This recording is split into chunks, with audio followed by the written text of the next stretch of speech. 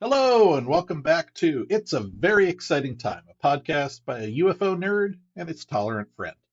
My name is Scott, and I've been fascinated by the phenomenon my whole life. And my name is Chuck. I'm an aerospace nerd and a tolerant friend. We started this podcast because since 2017, there have been shocking revelations, from news of secret Pentagon programs to confirmed Navy videos of astonishing craft. In a nutshell, now that the government has admitted that UFOs are real, Or at least that the videos were authentic. it raises a natural question. If UFOs are real, what else? Suddenly, some of these other parts of the phenomenon that seemed unlikely are pulled into the realm of the possible. Right? They may still be unlikely. But there's so many explanations for these stories. Even if the truth is more mundane than you're hoping, if any of it turns out to be true, whew, Woo! It's a very exciting time. Thinking about this episode for a while now. yeah, I'm just gonna wet your whistle. I'm just gonna tempt you okay, with it because we're actually about to start talking about current events. But okay. once we're done with current events, buddy, okay. Let me rewind. It will surprise no one to learn that Chuck and I co-DM a D&D game. Yeah, no, no one And is surprised at all. right. And the players in our D&D game are all computer programmers like us. Hmm, yeah, And it will probably surprise no one to learn that we have had to institute a house rule amongst ourselves that time travel will not be used as a plot device in our D&D games, because if there's one never thing you again. don't want to do, it's get a collection of nerds around a table and try to Oh, get yeah. them to tell a story instead of arguing about time travel. I mean, unless you want to kill an evening, which is very good at. Yeah. So anyway, today we're going to talk about time travel. All right. Well, yeah, great. I've got my my whistle drying towel right here. So let's go. I'm ready to go. All right. So before we get into it, we got a little bit of current events. I talked about this last time. Like, it's a very good sign that things are Yeah. continuing to happen. The Okay. short version is Congress continues to be really weird about the balloons, Mm, but also about UFOs. okay.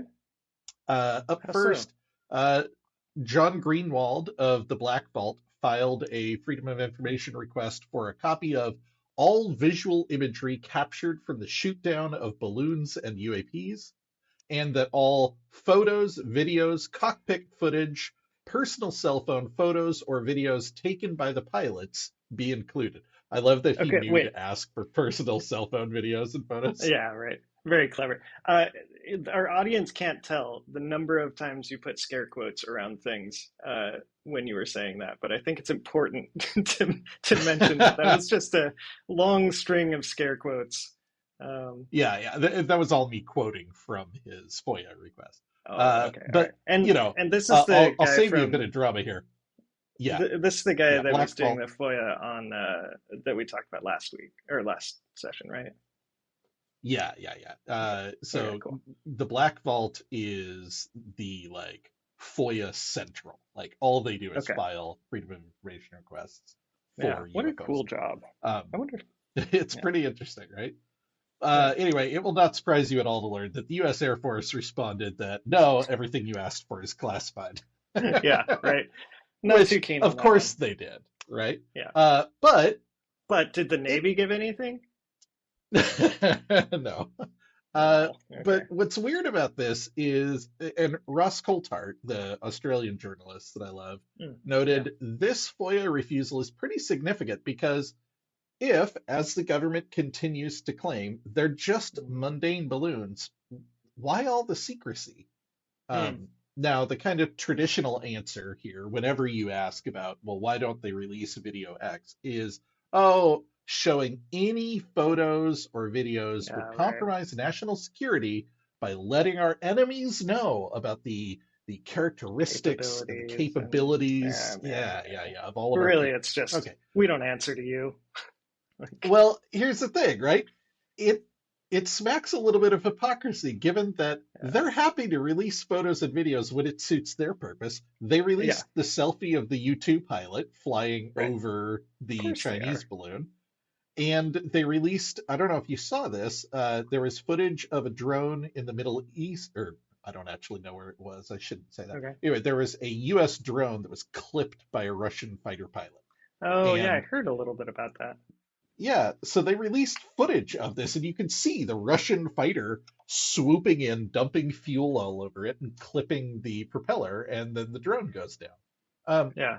so clearly they're capable of releasing photos and videos and information when it suits them. They're capable of doing this in a way that doesn't compromise national security. So why all the pushback here? Yeah. If this stuff really is mundane and you clearly are capable of releasing stuff when you want to, why not here? Yeah. Now we've talked before. I suspect the answer is probably less to do with, oh, it's actually an alien craft, and more to do with, we're embarrassed that we shot a $250,000 missile at a hobby balloon and missed it. Yeah. In the video, you can clearly see, it says like University of Connecticut on the side Yeah, or right. something like Yeah. that, Yeah. Or it's just like used car sales balloon or something. right? Yeah, it's a big gorilla. Yeah, exactly. Wavy arms guy that just got loose. Yeah, yeah, yeah.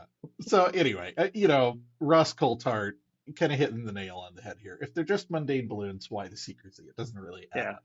Um, and in addition to that, like I said, Congress keeps being really weird about this. Now, I want to hammer on this point a little bit because, as you know, also having grown up in the 90s, Yeah. the UFO topic is traditionally one that politicians are not eager to engage with. Yeah. And if given an opportunity to distance from it, I Right. am They normally constantly will. shocked when they choose not to. And what we are seeing over and over again is this topic of the Chinese spy balloon and the possibly related 3 follow-up things they shot down, and the release of the knowledge that there have been other things in our airspace dating back to at least the Trump administration that we had Mm. fine-tuned our radars to ignore. Yeah. Right. Like I understand why that's a story. I understand why, especially the Republicans, would be seizing on any opportunity to make the current administration look inept. Yeah. What I am constantly surprised by is the Congress people, are the ones who keep tying it back to UAP explicitly. They're Yeah. not talking about why did you shoot down a hobby balloon? They're not talking about why are you allowing these things to invade? Well, they are talking about that, but they are talking about that Yeah. in the broader context of UAP. And they keep talking about the briefings they have received, and they keep referencing the number of unknown objects reported in the UAP task force report. Like they're the ones that keep bringing this up, and it's weirding me out because they could very easily talk about the political issues around the Chinese spy balloon, the failures of our surveillance apparatus, and the 3 following shootdowns of apparently hobby balloons without bringing UFOs into it at all, right? That would Yeah. be the easiest thing in the world, and they're not doing that. I don't get it. Um, Yeah. so we've got a few quotes here. Lawmakers are saying that the administration has not made clear to Congress why it suddenly decided to start downing UAPs. Hmm. Senator Mark Warner said he was not surprised that China used a balloon to spy on America. What was Right. frustrating, he said, was that when it came to the Chinese spy balloon, it appeared that we didn't have, at that point, a clear policy on what to do.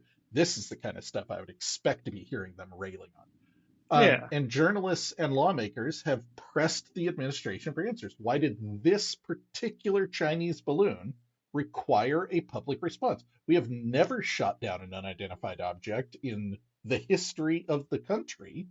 Hmm. What was different about this one? Especially Right. if, looking back at it, there have been others before it, even if maybe they weren't aware of it. So Right. that's weird. And Yeah. these discussions keep coming back to UAP and Arrow and the latest report. Um, Yeah. Now, here's the reason I'm talking about this, because there wasn't actually any news on that front. The Okay. reason I'm talking about it is at the bottom of a Politico article about Okay. this, there is a single throwaway sentence which lit the UFO community on fire. Okay. Lawmakers are actively pushing for more information from the administration. The Senate plans to hold a public hearing on the topic in April. Whoa, Oh, okay. hey, Another okay. UAP public hearing. Now, we've been hearing rumors that this might happen, but this is the first kind of official confirmation. And then it Yeah. got confirmed again.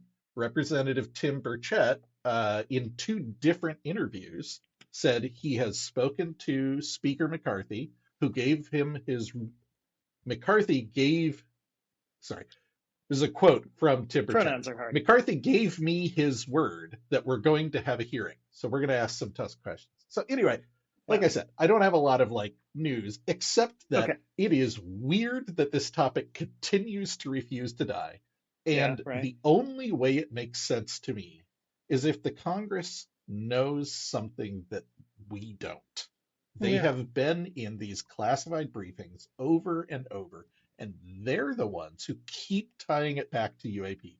There's a weird story that I haven't really gone into about Representative Tim Burchett and Marco Rubio uh, going to an air base in Florida to receive a briefing on UAP, and they showed up, and the Air Force tried to snowball them, tried to give them a Hmm. briefing on something unrelated to it.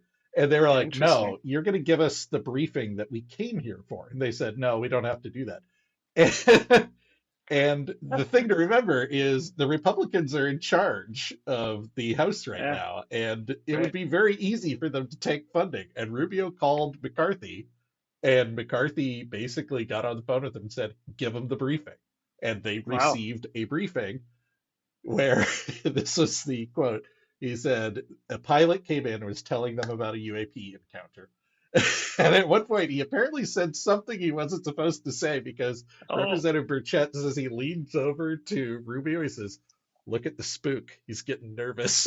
And there's a CIA Ah. guy sitting on the side. His Yeah. face is going red. Like, Yeah. clearly, this pilot just crossed a line he wasn't supposed Yeah. to. Yeah. Totally. Yeah. So, Now, that's all I feel hearsay. like I can't, but okay, so I have two questions. The first one, is this briefing going to be on April 1st? Because if so, I'm very oh my disappointed. God. Right. I hope not.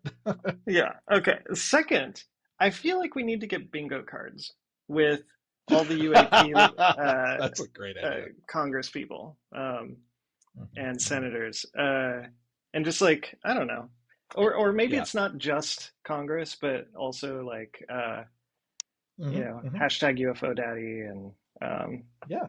like yeah, I feel like that could. I don't I know. think that's a great idea. Yeah. I imagine us UFO doing news of the week. episodes, and Like, oh, I got a at full some bingo point this it's week, like Chuck. bingo. And all right, yeah, I love that. I love that. We should okay, definitely I'll do work that. on that. Okay, cool. All right. So anyway, that's the news. Yeah, Continued okay, congressional weirdness and right. apparently public hearings explicitly on the topic of UAP coming That's cool. in April, coming real soon. So Yeah, fingers crossed, man. I'm ready. Let's do it. Yeah. Because the other thing, I've mentioned this in previous podcasts, but we Yeah, continue to hear that people are testifying. The whistleblower protection is working. People are testifying both to Arrow and to Congress. So yeah, they're definitely hearing from people. yeah. We just it's maddening to not have the leaks. I know for you, you wouldn't want to. I think you said you wouldn't want to be in that room if you couldn't talk about it. Me, I would. Um, Yeah. I would, granted, I would be arrested within like 3 weeks. Uh, I've got a very loose tongue, but yeah, I would want to be there. Yeah, I get that. I don't blame anyone. I I think the difference between you and me is I feel the same way. I also would be blabbing within 10 Yeah, minutes. And as a result, I don't trust myself to go in. Whereas you're like, yeah. no, fuck it. Let me in I'm under in. false Let's do it. pretenses. Yeah, yeah. Well, that's probably my ADHD impulsivity. Shining through. All right. So, Chuck, we're going to get to our main topic today. So, Okay. here's the thing, right? And I've kind of mentioned this before. There's kind of a scale, a sliding scale of weirdness in Okay. UFOs, right? Yeah. Where Yeah. like point one is UFOs exist. There are unidentified craft in the sky. And Okay. like notch two is maybe like, okay, and there is some non-human intelligence piloting those craft, and Okay. all the way up to um, Bigfoot and parallel dimensions and Okay. stuff like that. Yeah. Time travel for me is one of those ones that resides a little further down the scale. It's not something I would have Okay. thought I would be bringing to you because I think on this show we have a tendency to hang out on the shallower side of that scale, Sure. Yeah. Yeah. right? Like, okay, But if UFOs are real, what else? But we're kind of yeah. taking that first step So is of, this like a 6 out of 10 or 4 out of, like, where are you at on that? well, here's the thing. The reason we're going to talk about it today is why I think it has slid a little more probable. So maybe Oh, before I okay. would have considered this like an 8 or a 9. And now I'm kind of Okay. like, I don't know, maybe like a 4 or a 5. Hmm.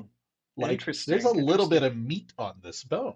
Okay. Um, so yeah, and we'll talk about some other stuff on the weirdness scale later. Like we'll talk about Yeah. ancient apocalypses and ancient aliens and Okay. I don't think we'll Good. get to hollow earth theory, but like there's some weird Okay. hollow All earth right. theory is clearly bogus, but hollow moon theory is really interesting. Okay. Did Yeah. you know they Sure. set Why not? off blasts on the moon and used seismographs to record it, and it sounded like the moon was hollow, like the seismic blast echoed across in a Yeah. way that implied that it was not a solid object. Okay, but it sounded like it to whom? Was this like the To the analysis of someone astronauts. who? Well, the No, the astro. astronauts. Maybe. I Okay. know. It's a Okay. 70s experiment. I'm not putting stock in it. I'm just saying, like, there's some weird Okay. stuff about the moon, but we're not going there today, Okay. All right. All right? right. All right. Next time or something This is in the future. apparently my whole goal on this podcast is to coax you into the swimming pool and Uh-huh. gradually pull you out into the deep end with me. Yeah. Like, Yeah. Yeah. let's talk about the Oh, really weird stuff, Chuck. yeah. Every time we read our like intro, I'm like, oh, this is clearly from when Scott was still pulling me in, and I'm like in here now, and this feels weird. But whatever. Okay, so yeah, so today we're going to talk about time travel, and in particular, the theory that the occupants of the UFOs are not extraterrestrials from Zeta Okay. Reticuli or whatever, but are in fact our descendants. They are humans Hmm. from the future who have developed time travel and come back in time for Do they reasons. do they have to be our descendants, or could they also be our predecessors?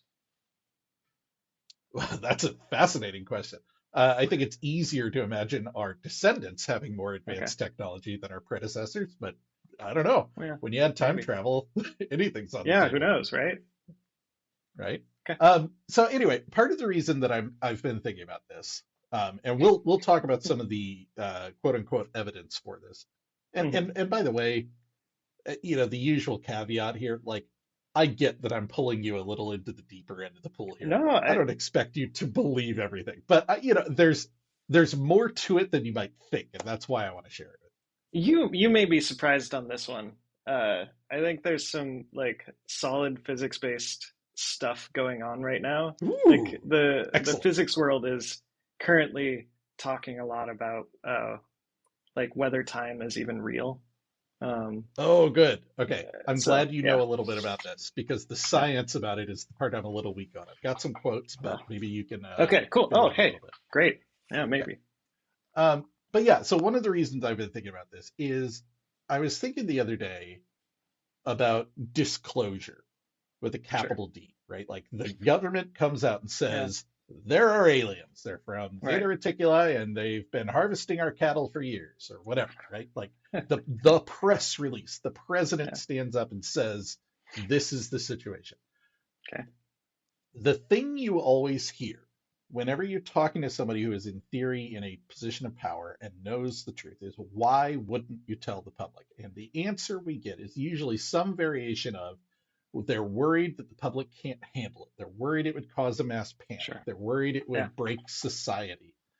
And I haven't understood that because if there is a single idea that I think our culture is well prepared for, it's the idea that there are aliens.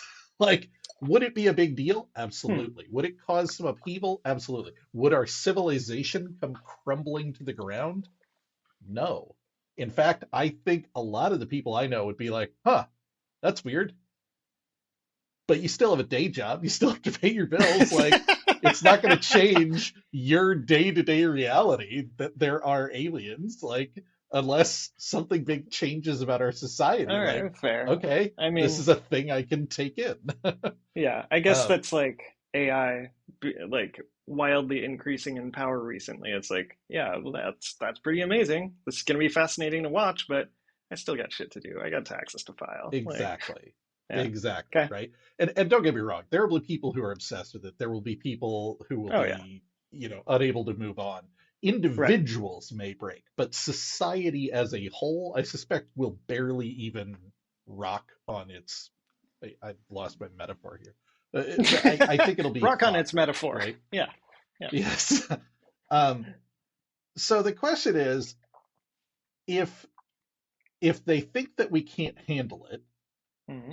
and the actual idea of there being aliens isn't that epistemologically upsetting, then what could it be? And one of the things we've heard is that it's not the fact that there are aliens that is upsetting, it is some of the implications of that. So, for example, Tom DeLonge has said that the aliens are every like god that humankind has ever worshipped in the past was actually advanced beings from space. Um, Other people have said there That is a totally makes sense treaty. to me. There's a treaty between the U.S. government and the extraterrestrials that they are allowed to abduct a certain number of human citizens in exchange for advanced technology, things like that. Yeah, I So could see us doing that. it's in that scenario, it's not the news of the aliens that's going to break culture. It's the Yeah. government did what? It's wait, Yeah. all of our religions are fake, like all of that Mm, kind of stuff, right? yeah. Um, Now, I still don't think that's it. But one of the other possibilities here that people have mentioned is the idea that the reason they're not telling us is they're not aliens at all. They are humans from the future who have come back to prevent a cataclysm. Oh, it's That cataclysm. Okay. is Interesting. an interesting idea, right? Okay, they're here because they know we blow ourselves up. Hmm. Sharing that could destabilize society. I could understand the output of that being something that kind of needs to be controlled. So I mean, we're going to dig into this. if it's us though, what's the likelihood that the aliens or the time travelers would actually just be rich idiots coming back to like sightsee and like so Right, yeah, some of right. them crash their ships and I don't know. Seems We're, much we're more actually going us. to talk about that. Oh, So okay. moving forward, there's a few things that I need us to kind of accept as a given. And I understand that not all of these are a given, Okay. but for the Okay. purposes of our discussion today. So, first, UFOs exist and they are not created or piloted by a present day human civilization, right? It's Okay. not an American Black Ops project. It's Sure. not China. It's Yeah. genuinely something other. Uh, Okay. Second, and we've demonstrated this one fairly well, UFOs seem to be concerned with particularly nuclear and environmental crises. We see them a lot around nuclear facilities. There is evidence that they have shut down nuclear missiles before. They seem Hmm. to be very concerned with our use of nukes. The I'm sort evidence of for them being less concerned, convinced on that, but like sure, I can that's accept it fair. for a bit. There is an excellent book called UFOs and Nukes that I do recommend to you, Yeah. but granted, I haven't done an excellent job of laying the groundwork there. Yeah, no, The it's fine. environmental crisis is a little bit more of a stretch because now we're getting into messages received by humans from aliens. And that is another bridge that we haven't necessarily crossed a lot. The idea of what abductees have learned from the aliens. And one of the things that we see consistently through reports is aliens showing a vision of the future where the planet is wrecked. And Hmm. it's unclear what caused the wreckage, but like, climate crisis, nuclear war, Yeah. all of the above, whatever. The Um, normal. Yeah. Point number three, the occupants of the crafts are usually described as humanoid. So we've got the classic gray Yeah. alien. There are also some other ones like mantis aliens or reptilians, but all of them basically follow a humanoid body plan, right? Sure. Bilateral symmetry, two arms, two legs, one head, Yeah. two eyes, that kind of stuff. Um, which is a little weird, right? You'd Super weird. expect aliens in a different place to have evolved totally differently. Even if Yep. reptilians and mantis people are different from humans, even just those commonalities are unusual and unexpected. Yeah. And lastly, and this is the biggest leap because again, we haven't talked a lot about abductees. Abductees regularly report that the aliens, the reason they are being abducted is because the aliens are running some sort of genetic experimentation.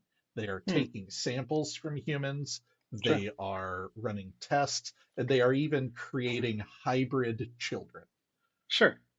That's a big leap. I get it. I'm not asking you to accept that Uh, as a given, but for the purposes of today, that kind of frames our problem. So, Honestly, that given the idea, of the three, that makes the most sense to me. Like we do that all the time with like coral species, and like, of sure, course, you sure. got to extract that DNA, you know? Yeah, well, so one of the big things that people say is like, okay, but that doesn't really make any sense. Like with today's technology, we can extract genetic information from like a strand of hair. Like you don't have Yeah. to abduct someone and like Right. have sex with them in a weirdly lit room. Like you can Yeah. just like take a sample. We Anyway, can do better. uh, yeah. So there's still an aspect of weirdness here, and I'm not Yeah. asking anyone to believe me that this is the reality. But for the purposes of today's discussion, UFOs Okay. exist. They are not present day humans. They seem concerned with our future. They are humanoid, and they seem to be doing something involving genetics. All right. That's a weird picture to paint in any circumstances, but especially for an extraterrestrial civilization. Yeah. And one of the things that people have said is some of this stuff makes a little more sense if they're actually us. Like, Hmm. why would a species that arose around a different star be genetically compatible with us at all? You would not expect to be able to create hybrid children between a truly Uh, extraterrestrial civilization and us. Um, why would they look like us? Why would they be interested in us at all? Not to mention, right. while scientists are very bullish on the idea that life does exist somewhere, right? The universe is Sure. effectively infinite, given a Right. large enough scale of planets and time, the conditions that you roll the dice enough times, Yeah. the Yeah. Yeah. conditions are going to be right in multiple places. Yeah. But the idea that it would arise at exactly the right time for them to be just a little bit more advanced than us, be close enough to us to visit, have the technology and the willpower to be able to visit. Like that's a leap. Um, Yeah. On the so other there are hand, some if who they're feel just us from the future, sure. Um, do people talk about how far in the future? that's a great question. We'll get into that a little bit, but it's kind Okay. of a moot point, um, Okay.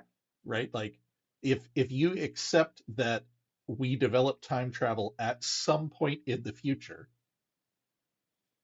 Time kind it of. makes sense that they would come back to here, especially if there's some sort of cataclysm in the near future. They're coming back to the period before the cataclysm. But Okay. so yeah, that the point is that for some people there are some big logical leaps that you're being asked to make to accept Hmm. the extraterrestrial hypothesis that time travel does away with a lot of the objections at the Yeah. cost of having to invent time travel. Yeah. But Right. You know, small challenge. small challenge. But it's at least it's one logical leap as Yeah. opposed to all of the logical leaps. Yeah. All right. So if they are future humans, why would they be here? And there's basically three lines of thoughts here. One is what I like to think of as the History Channel hypothesis. They're studying us. They're anthropologists. They're coming back in time. Maybe they're tourists, but you have a time machine. You're going to go back and look at what stuff was like in the future. They're not here to Absolutely. do anything. They're not here to change anything. They're just here observing. Is this the Uh, point when we insert the plug for your new History Channel D&D campaign? Oh, no, sorry. that's not done Okay. yet. uh, wrong audience anyway. Oh, yeah, sorry. Like All right. half the audience of this podcast is in my D&D group already. Hi, Yeah. Jen. Eh. um, so one possibility is they're here studying us. Another possibility is they're here to save us, right? There's some sort of cataclysm in our future. They're trying to prevent it. Um, Another possibility is they're here to save themselves. And this one comes Mm. from the idea of they survived the cataclysm, but they have somehow ended up in a genetically impoverished state. That And totally if makes you end sense. up in that place, where better to introduce some genetic diversity than your own ancestors? Sure, yeah. Kind of. But yeah, that makes sense. Sure. And like that one feels the most likely to me because if there was a cataclysm, then how did they get from cataclysm to inventing time travel? Like Mhm. that's a big couldn't have been that bad of a cataclysm um, that they'd want to rewrite time. On the other hand, the idea that we continue to fuck things up throughout Sure. throughout time, yeah, that's So I, spot I on. will say, and this is getting purely into hypothetical territory. As I've Yeah, understood it, the idea is take what's happening today, project it forward 10 to 100 years, right? The yeah, climate crisis has kept getting worse. And we keep yeah, hearing from the environmental scientists that, hey, there's a tipping point. It's not like yeah. the planet just keeps getting hotter and hotter and we just deal Mm, with it. There comes a point where our ecosystems collapse. We can't grow right, crops. The fish we depend on die out, and that kills the entire marine ecosystem. And right, so it's easy for me to imagine a world where it's not that humanity is wiped out, but you could still have a world where billions of people die, and the survivors have channeled a lot of resources yeah, into the science that will help keep us alive. And if you right. then imagine that time travel comes up as part of that, All you right, know, yeah, so fair. Okay, so yeah. maybe the cataclysm is looming, or Mhm. whatever. Okay, yeah, all right, fair. Or it's already passed and now humanity is in an untenable state and they need something from the past. Or maybe Yeah, it was just so bad that they've made a decision to go back and change the past, even yeah, at the cost of eliminating themselves, which is right. something else we'll get into. So, Okay, anyway, I got a lot of quotes from a lot of really interesting people that I want to get into okay, that kind of like support and explain these ones. But before I go cool. forward, like I've kind of laid out the premise. Like, what do you think? Any reactions? Any questions? I mean, well, actually, you said there were three possible options, and I Mhm. think I only heard They're two. studying us, they're here to save us, or they're here to save themselves. Oh, okay, all right. Okay, And it could be all yeah, of the three. right, yeah, of course. I mean, yeah, I think I've already said it. It definitely smacks of very human to like Yeah, continue to mess things up, and then like, right. eh, let's just rebase. Um, Yeah. yeah, so yeah, Well, it, makes it sense. also gets past another problem, which I've never heard anyone mention, which is I've heard a lot of people mention the idea that biologically they would be different from us. If they Yeah, evolved in different sure. contexts, there's no reason to expect they would look or behave like us. But the thing I haven't heard a lot of people talk about is there's no reason to think they would think like us.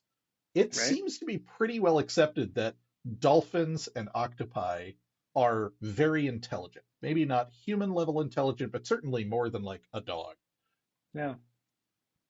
But we can't interact with them the way that we can with each other. Like we have taught Mm, gorillas sign language, and you can talk to a gorilla kind of like you would talk to a child. Like there is an intelligence yeah. there that works in the same way that our brains work. There is Yeah. no reason to expect that an octopus, if we were able to learn its language, is going to relate to us and be able to talk Right. to us using any of the same concepts or ideas. And Yeah. that's another creature that has evolved here on our planet. Take that to an extreme. There's no reason to think that an alien civilization that comes here has any motivations that make any sense to us. Yeah. But Right. these motivations make a lot of sense, which in Yeah. a weird way kind of pushes back to me the idea that, like, yeah, it makes sense if they were humans that they would behave in a way that we understand as humans. Whereas Hmm. if they're from Zeta Reticuli, there's no reason to think that they would think along the same terms as we do of like, oh, we have a moral obligation to get involved and help these people save themselves from, whatever. Like Yeah. Right. we're anthropomorphizing at that Yeah. That one is very much like the Star Trek episode where they're like point. Hmm. uh, hidden on a cliff observing the alien species. Yeah, right. Like yeah. I mean, both of them feel pretty far-fetched to me, but I don't know. I guess the main thing I think about with the alien future is that there should be a lot more of them. Given our population growth, Sure. and our capabilities, there should be, you know, uh, trillions or quintillions of humans in the Hmm. future, in the fairly near future. Yeah. So like, why do we see so few? Well, Um, presumably they're not all time travelers, but yeah, I hear your okay. point. Yeah. Yeah. All Right. right, so let's get down to the meat of this. Why do I think this is interesting? Because so far this has just been philosophy, right? Like, Hmm. wouldn't it make sense if X, Y, and Z? So let's talk about the Sure. people who have actually put a little bit of meat on this bone. And the first person who always comes up when you talk about this is a biological anthropologist named Dr. Michael Masters. Now, he has written two books on this subject. The first one was called Identified Flying Objects, and the second one was called The Extraterrestrial Model.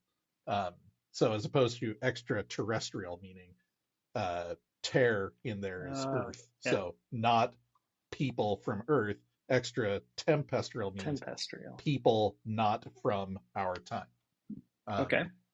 so he was interviewed recently and he gave the kind of TLDR of his thing. He says the extra tempestrial model is just the simple idea that rather than being extraterrestrial in nature, these visitors may in fact be us from the future coming back through time to visit and study their own evolutionary past. Um, he started thinking of this being a biological anthropologist. He said, I noticed early on glaring homologies and Hmm. sinomorphies, forgive me Hmm. if I'm butchering those words, evolutionary biologists, between this other, and in this case, he's referring to the classic gray alien, um, Okay. Yeah. between this other and ourselves, and especially in the context of our evolutionary past and how we got to be here, and these dominant trends that have occurred throughout the last 6 to 8 million years through evolution. Probably the most important one is bipedalism, walking upright. This Hmm. actually is That's weird. the trait that defines the hominin lineage. We stood upright between 6 to 8 million years ago. It ushered in all these other changes. Our heads had to rotate down so we could see where we were going, so our visual plane was in line with the horizon. That flexed our basic cranium, which allowed more space within the skull where a larger brain could grow. But also, more importantly, it freed up our hands so we could use our hands to further the brain by making tools. Then that relaxed selective pressures for the chewing apparatus because we could cut and cook our food once we invented fire about 1.8 million years ago. So basically, our faces started to get out of the way of our expanding brain. And most recently, we've become globular, what's called neurocranial globularity, where our brains expand mediolaterally. Mm. And that's Yeah. one of the most dominant things described in these close encounters is that you have these archetypical grays, these long-term evolutionary trends. We can see how these same characteristics of our past, if projected into the future, there's no reason to think they would stop if they've dominated for millions and millions of years of human evolution. We would have Sure. bigger heads, bigger eyes, rounder heads, smaller faces, more advanced technology, but still retain all these characteristics that tie us to the evolution of all animals on this planet, such as being tetrapods, having 4 limbs, pentadactyly, meaning having 5 digits on each limb.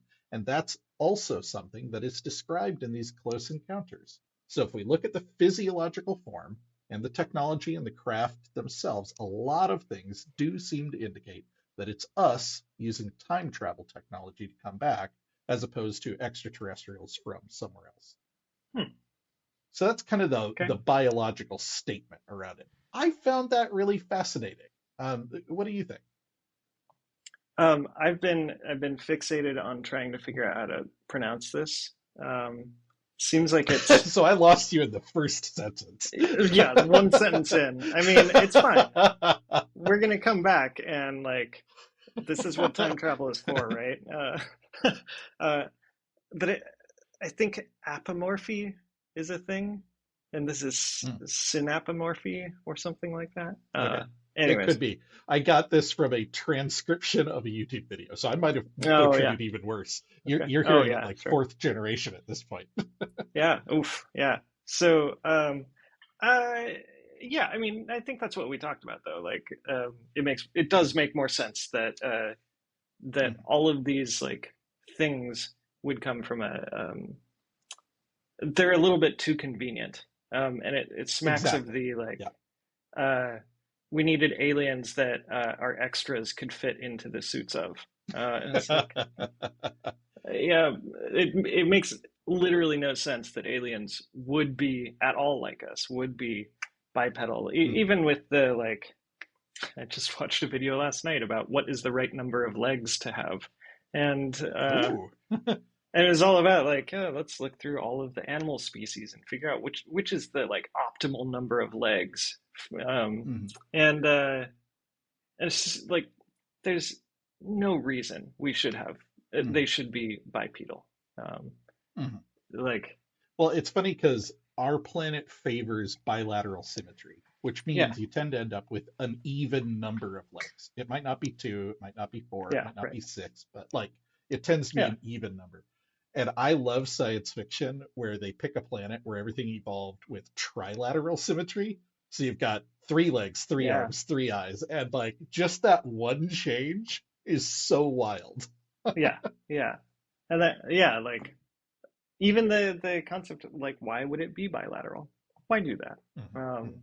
Yeah, Makes sense to be other. Anyways, so yeah, I think yeah. it makes sense. So that's kind of the root of what Dr. Michael Masters says is look, speaking as a evolutionary biologist, sorry, as a Yeah, biological anthropologist, it really stretches credulity to think yeah, that an alien species would show up and would happen to share all of these right, very particular biological traits that yeah, look like us. And it's pretty easy to look at the trend line of how humans have developed and say at some point we might be heading in a direction something like the Greys. I don't yeah, 100% like agree that we're going to evolve into the Greys, but I agree with him that it makes more sense than the coincidence of another species showing up. yeah, Now, yeah, Skeptic's Corner here. There is a thing called convergent evolution, and there's another thing yeah. called, All right, I always mispronounce it, carcinerization. yeah, something like that. Uh, Everything's turning it's into the crabs. tendency for Yeah, yeah, exactly. So I will just say there are a handful of examples on our own planet of certain evolutionary pressures tend to produce a certain body plan. And if we assume that life requires certain evolutionary pressures, it's not outrageous to think that an alien could evolve following the same kind of body plan that we have. yeah. But it does presuppose that they have effectively the same environmental pressures as us. So I tend to agree with Dr. Michael Masters here, but I did want to point out the skeptic's case. Convergent evolution is a thing.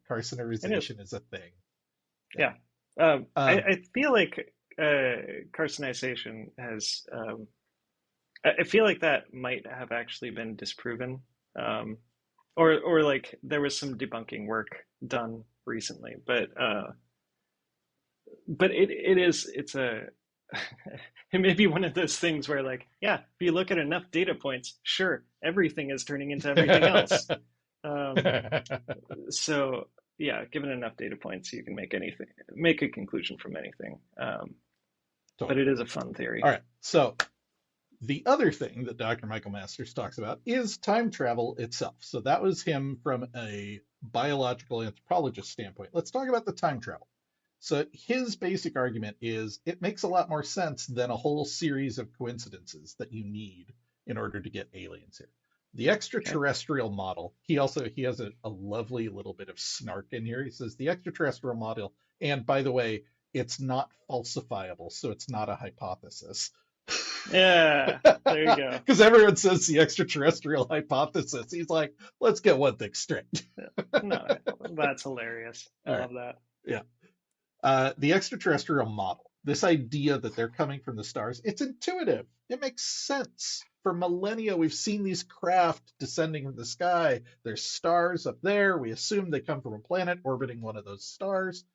But when you start to think about the probability that you would have something so similar to ourselves evolve on another planet in the exact same way and at the same time, because you have to Yeah. remember the universe is about 14.5 billion years old. So it's unlikely to get something so close that they could find us. And they just happen to be slightly more advanced than us. And at the time when they could find us concurrently, but with a slightly less advanced technology, they could have a different coding system, a different distance from their sun, different Hmm. gravity. All of these factors would go into contributing to a different life form that looks absolutely nothing like us. So even outside of those stumbling blocks, a lot of people struggle with the time travel aspect. But most philosophers and physicists agree that when we understand time travel in the context of the block universe, I want to point out, I've never Yeah, heard the what's that? term block universe before, but later it becomes clear that he is using this in contrast to the many worlds or multiverse or multiple timelines. So I assume he means block universe in the sense there is one universe and time travel therefore has to interact with our one Hmm. timeline.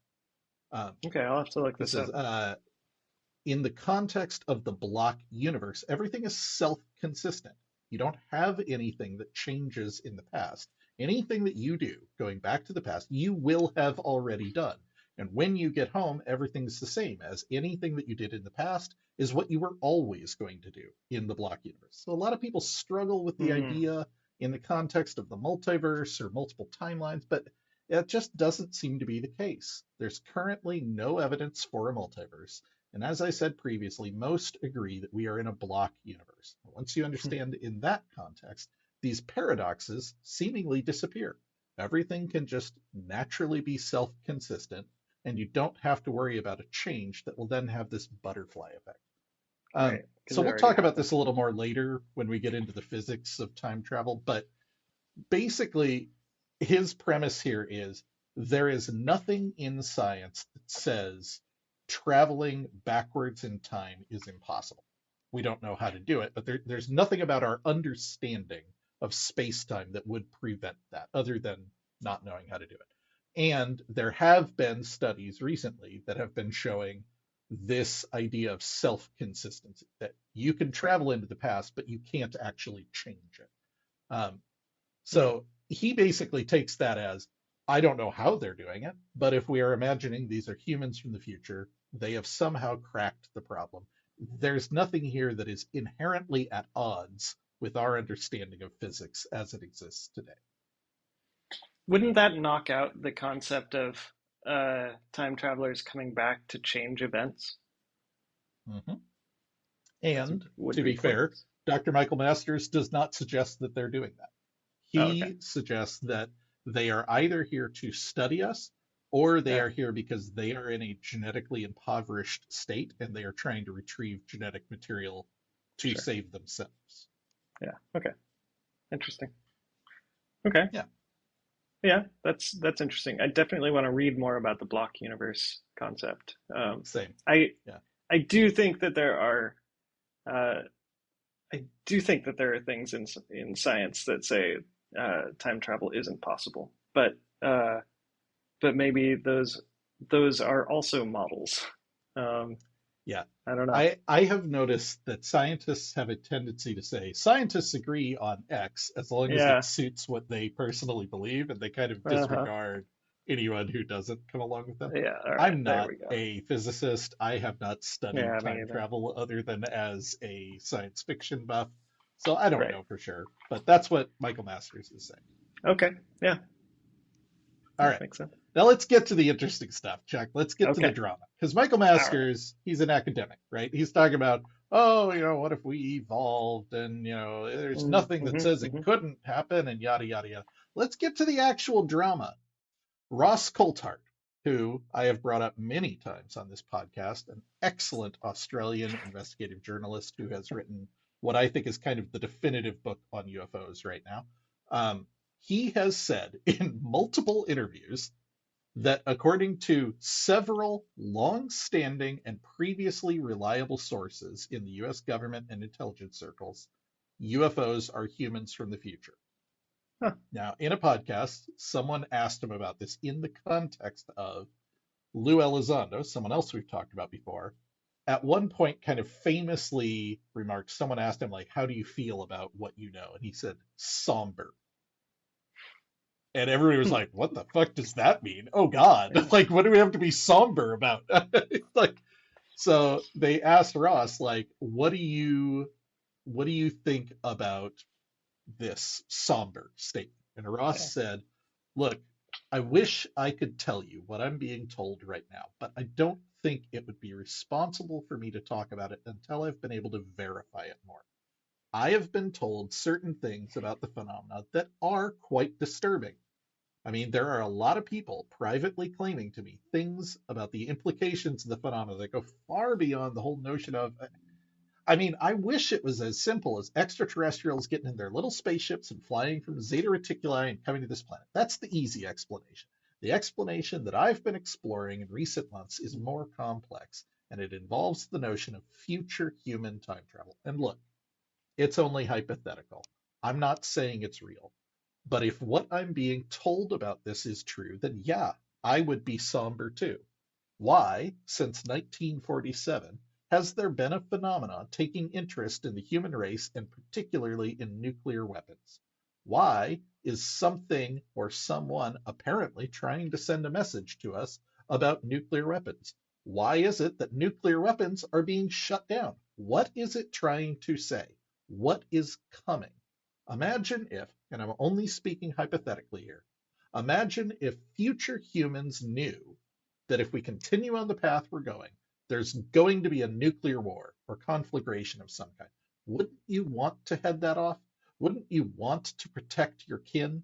And imagine if you were someone in the US defense and its intelligence establishment who was aware of this quite insane sounding idea that this might be a time thing, a future war thing.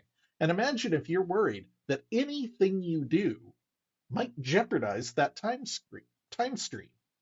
And in another interview, he said on the same topic, there is a real mood of apocalypse officially. There is a fear that to make this public is to change a timeline. Hmm. This is an effort by a future civilization to stop a catastrophe. Whew! Let me tell you, Yeah. buddy, any other journalist says this shit, I'm like, okay, that guy's off his rocker. Ross Coulthart is an extremely level-headed guy. He doesn't go Yeah. around making absurd claims. Now, he's very careful to say he doesn't know this. This is just what Sure. he is hearing from his sources. But he has made the point he's hearing this from multiple independent sources, sources he has known for a long time, and sources who have previously given him verifiable, accurate information. Hmm. That's weird. That's Yeah. really It is weird. weird.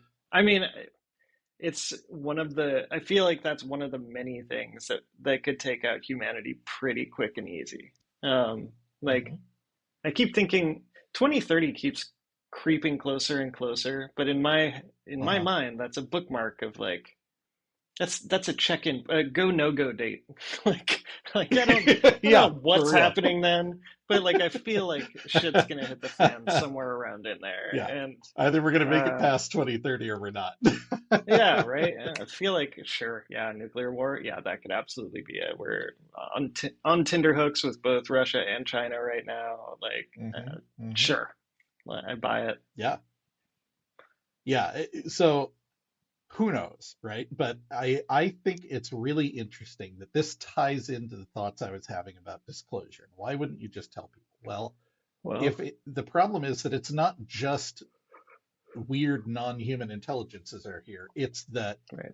they're here to try to get us off a timeline, and we're genuinely not sure what actions we take will or won't get us off that timeline. Or frankly, even if that's possible, right? Like, who knows? I could totally imagine that if you're one of the handful of people that know this information, talk about decision paralysis, right? Like, what's Yeah, the right decision? If I tell the public about it, is that going to accidentally trigger something? Like, yeah, yeah. But like that's one of those one. I feel like that's a false dichotomy though, because it sure, doesn't matter what you do. Um, that's true. That's true. like it has already happened, so you may as well follow your core values. Yeah. All right. So I've got one last interesting Yeah, source, and this give kind me of a mouth. echoes what Ross is hearing. This guy's name is Frank Milburn. He is a former UK defense intelligence officer and a shit ton of other stuff that I'm not going to get Okay. into. But basically, a few years ago, he got into the UAP topic. But the thing to understand is this is a guy with a lot of connections in the intelligence industry. And when he came to the topic, he did what you would expect him to do. He started talking to the people he knows in the intelligence industry. And he's hearing some weird, weird shit. Um, Okay.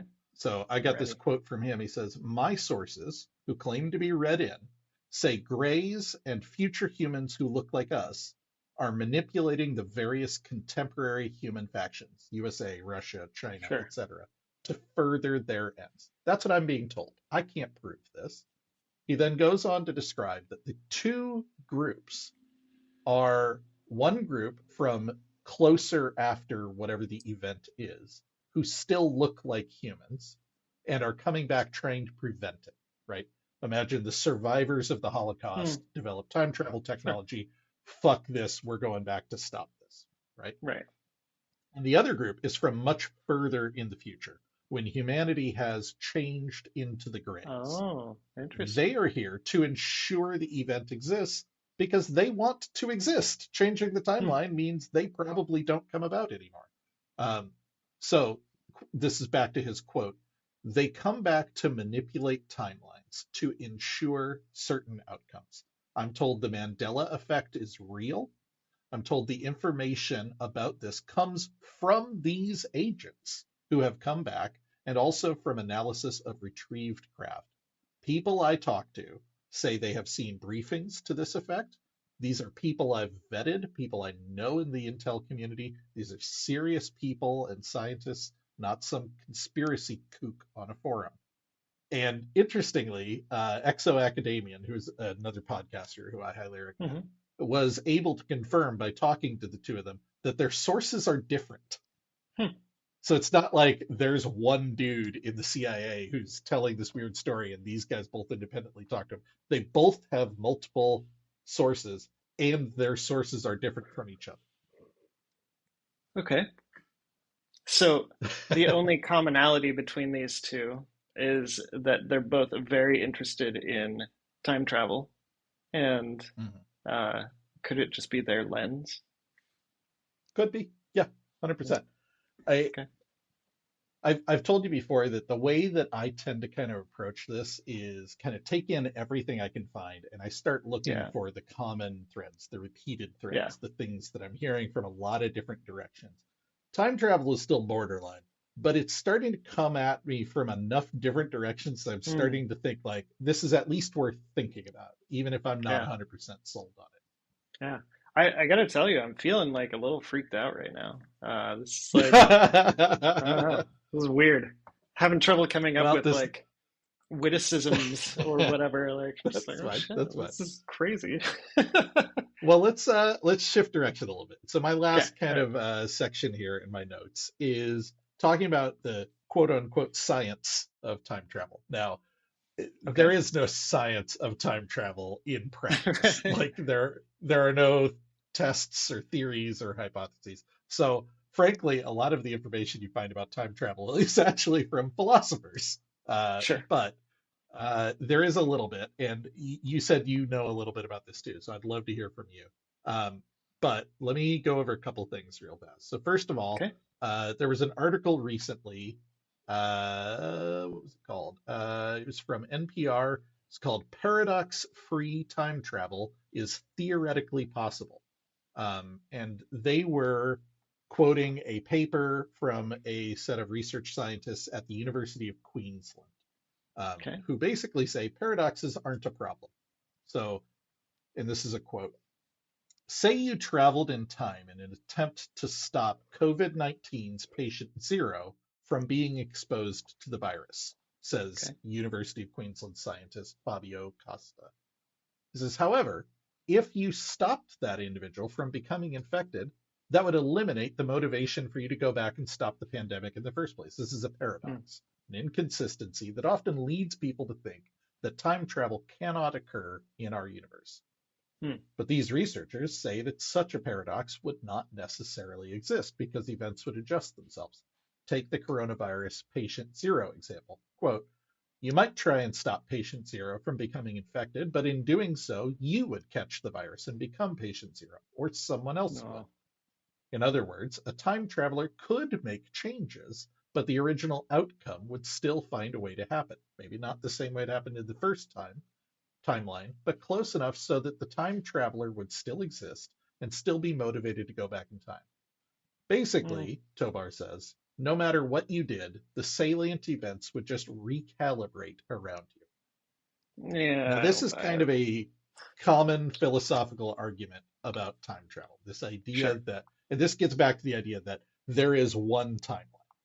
So we have to deal with the fact that if you change the timeline, you can create a grandfather paradox. You kill your own sure, grandfather, you don't exist, therefore you don't kill your own grandfather. Or you travel back in time to change something and then you succeed and now you're not motivated to build a time machine, you don't travel back. You get stuck in this loop of yeah, the cause eliminates the cause, which eliminates the time traveler, which recreates the cause.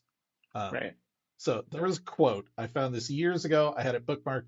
I'm going to apologize to you guys. I try to do a really good job of finding all my resources. I spent about an hour trying to track this down, and I am 80% sure it is from a philosophy paper called Bananas Enough for Time Travel, which is locked behind a paywall, and I could not find a copy. All I could okay, find was other people reacting to it. But this okay, quote is my favorite quote about time travel. It says, it seems inconsistent. It seems consistent to suppose that a time traveler can affect the past but not change it. Perhaps I will invent a time machine tomorrow and race heroically back to 1865 to save President Lincoln from John Wilkes Booth. I might arrive at Ford's Theater and race up to Lincoln's box.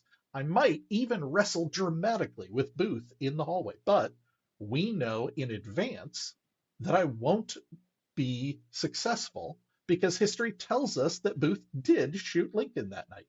This way of looking at it entails no paradoxes. But it does create a problem.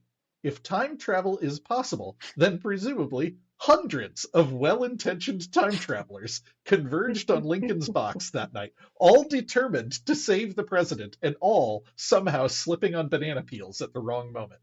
This is yep, not impossible, but it seems terrifically unlikely. So much so that the very fact of Lincoln's death seems to imply that time travel is not possible. imply, yeah. Okay, so I'm betting you're going to talk about this shortly, but I feel like these are all people who have never played with Git and never got comfortable with rebasing. I Because to wouldn't me, have gone for that metaphor, but yes. yeah, sure, most people wouldn't, but to me, it just seems. self-evident. Yes, you can go back in time, but it's going to create a new branch, Mhm. and Okay. So I want to like it's still recommend a website. consistent. Other thing, yeah, I don't. Yeah, Anybody who carry on. has made it this far in our conversation, I'm Okay. guessing you have more than a passing interest in Yeah, debating time travel. There is an excellent website out there. This dates back bring it 20 on. years. It's called Temporal Anomalies in Time Travel Movies. The guy's actually published a book, but basically, what he did was he had his own theory of time travel, which he readily admits was based on a role playing game, but a role playing game that did a pretty good job of presenting kind of three theories of time travel. And Mm, he breaks down science fiction movies about time travel based on whether they are internally consistent, whether they follow the rules, and which of the theories they fall into. It's fascinating. okay. I'm a super nerd. I love everything about this website. Okay. But he basically produces three theories.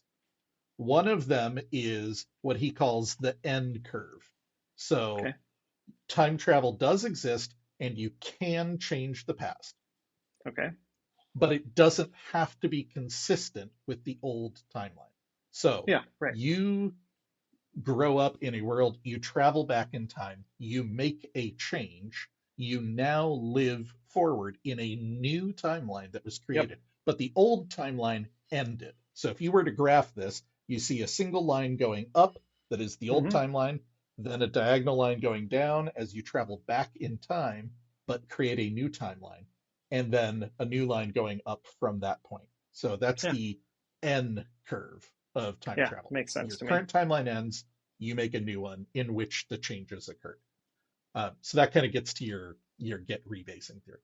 Yeah. The other one is the bow tie, and this is the paradox we were talking about. You travel forward, something motivates you to build a time machine. You go back in time and change something. You succeed, but now nothing motivates you to build the time machine. You travel forward, and we're stuck in a paradox. You end up back at point one. So you get this kind of Sure. like bow tie thing where we're kind of stuck in an infinite loop.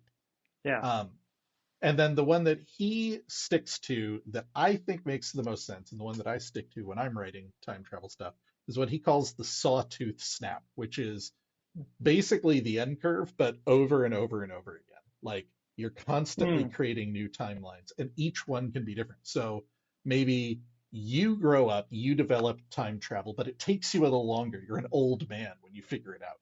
So you travel back in time and teach time travel to yourself as a younger man. So you develop it faster.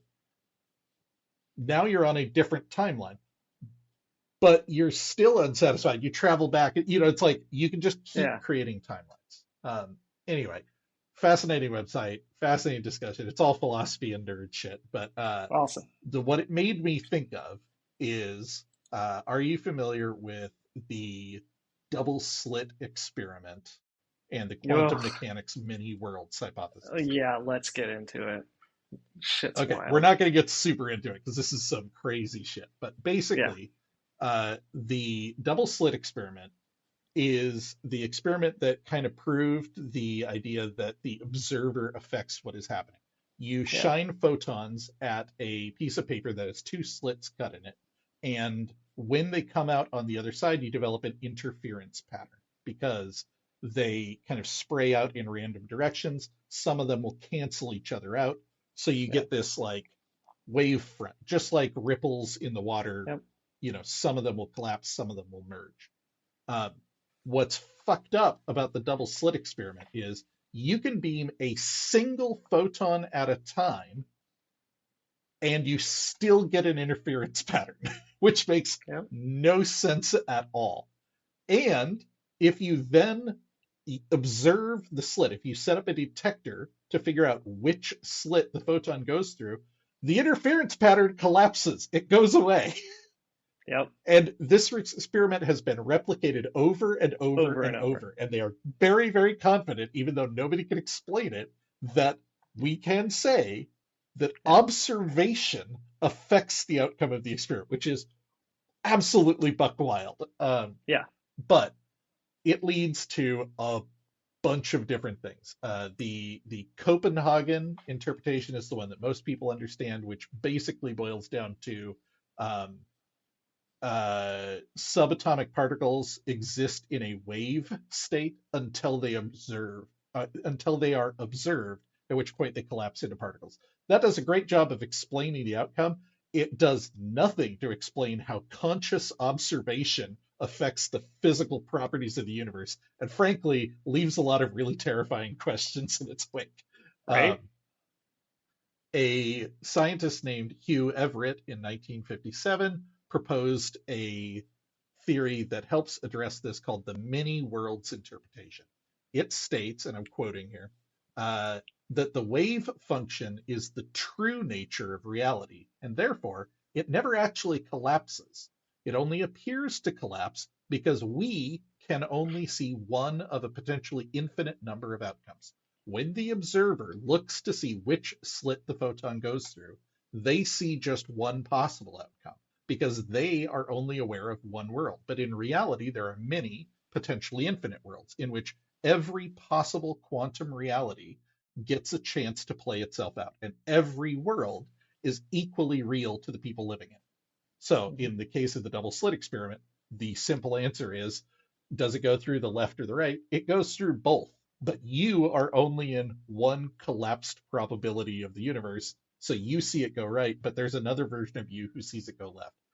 Yeah. And this is also weirdly terrifying because everything is based on subatomic particles, which means we are ourselves part of quantum systems, which means this theory applies to every decision we as humans make. You decide to Yeah. turn left when you go to the bank, there's another universe where you turn right. Uh, Yeah. Yeah. Absolutely wild. Sort of. But this has been the thing that a lot of time travel philosophers have kind of hung on to is the Yeah. many worlds hypothesis also does a pretty good job of explaining time travel in that if you travel back in time and change something, all that's really happened is you have created a new timeline. Yeah. Right. Your original timeline still exists, so there's no paradox in you Right. killing your own grandfather because the timeline you came from, your grandfather Yeah. existed. It's just in this new timeline he doesn't. Yeah. So Right. Yeah. whew, that's the extent of my science on this. Okay. Yeah, time travel is weird. The none of it is, as far as I understand, there is no conclusive self accepted science around Yeah. time travel. The Yeah. only time travel anyone knows for sure is possible is moving forward 1 minute per minute into the future, the way that we all do, Yeah. and Does seem. general relativity's idea of traveling really fast means time dilates for you. But those are Sure. effectively the same thing. And Yeah. moving backwards, while there may be nothing in physics that prevents it, we sure don't know how to do it. Yeah. So I don't know if you um, have studied double slit very much, but there was an extension onto it that I thought was fascinating, where they did double slit. They did the same refractive mirrors like they usually do, and the thing that was interesting, they put the light sensor very far away, so the photons definitely hit the slit and hit the plate, but the sensor was minutes away and it Okay. still didn't produce a double slit. So there's no way that photon landed and was observed by the time it should have hit the double slit. Um, so I'm things that not sure I'm happen. tracking you, buddy. Okay, the point Remember, is I was an things that art major. okay, things that happen in the future, like observations we Mhm, make mhm. in the future, also cascade backwards. Oh, got it. So Yeah, the observation that you made, which we know through quantum physics affects the outcome, right, could not have been in effect at the time because the observation was right. made minutes later, but it still Yeah, somehow had the same. still somehow Oh, that's happened, weird. right?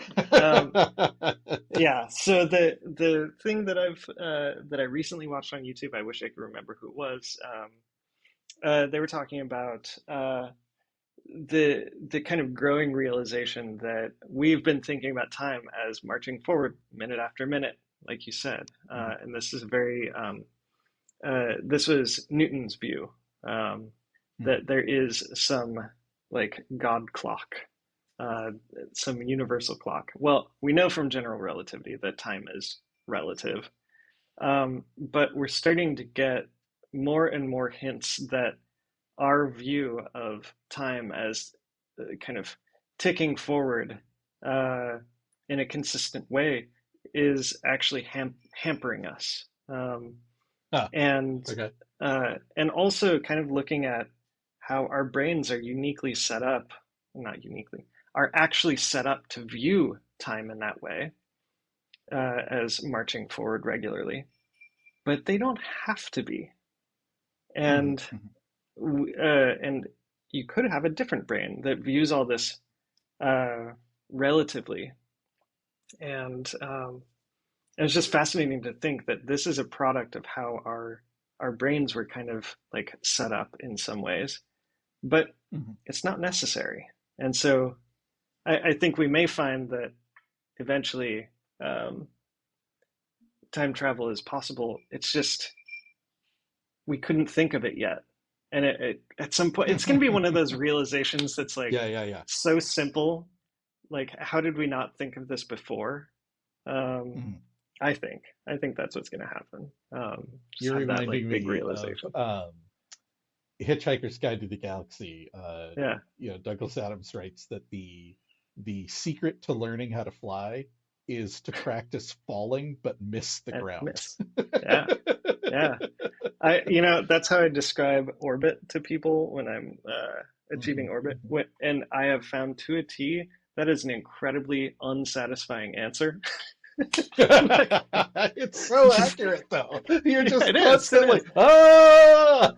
Yeah, it just like brings up more questions. Like Douglas Adams had that unique ability to turn a phrase that is just universally unsatisfying. The more you look at it, the more Yeah, yeah, yeah, and yet so catchy, so fucking yeah. catchy.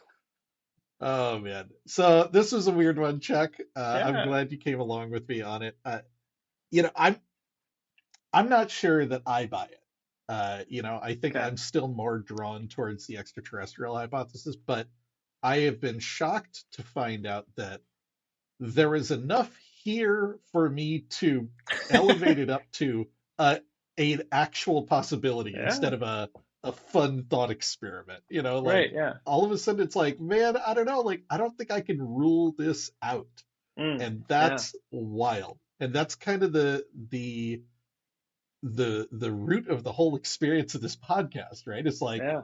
we keep getting the thing that we thought was buck wild Right. confirmed, which makes you then look at the next thing. And it's like, well, Yeah. this one felt like this was definitely a step too far, Yeah. but now Right. all of a Yeah. sudden it's like, I don't know, maybe this is real too.